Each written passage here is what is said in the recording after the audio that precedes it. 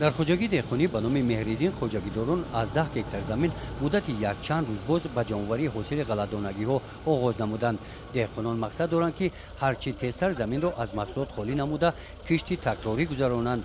جمعآوری غله‌دانه با صورت ادامه دارد. این قطعه که مساحت 3 گکتار را تشکیل می‌دهد یک روز پیش حاصل آن جمعآوری گردیده و کشتی تکراری آماده کرده شده است. با استفاده از فرصت قلای خوجگیداران اینجا با کشتی تکراری پنبه‌دانه شروع کردند. در ناحیه وسیع در زمین‌های کورمیوی در میدان 3500 گکتار کشتی غله بود. الان ما دارای غله را آغاز نمودیم و کوشش داریم که کشتی تکراری را به راه مانیم. هر یک وجب زمین رو ثمرناک عاقلانه استفاده بریم، یعنی که از هر یک وجب زمین ما 2-3 کشت باید که گذرانیم.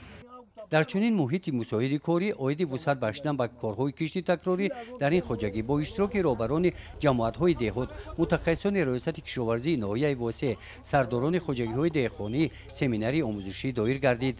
در کار این همایش کشاورزی رئیس ناحیه واسع و متخصصان ریاست کشاورزی ناحیه قید نمودند که در ناحیه امسال نظر به سال گذشته 10 روز پیش جمعآوری حاصل غله‌دانگی‌ها شروع گردیده است و از خوجگی‌های دهقانی دعوت به عمل آوردند که هرچه زودتر حاصل غله‌دانگی‌ها را جمعآوری نموده در مهلت‌های پیش بینی گردیده کشتی تکراری را به انجام رسانند.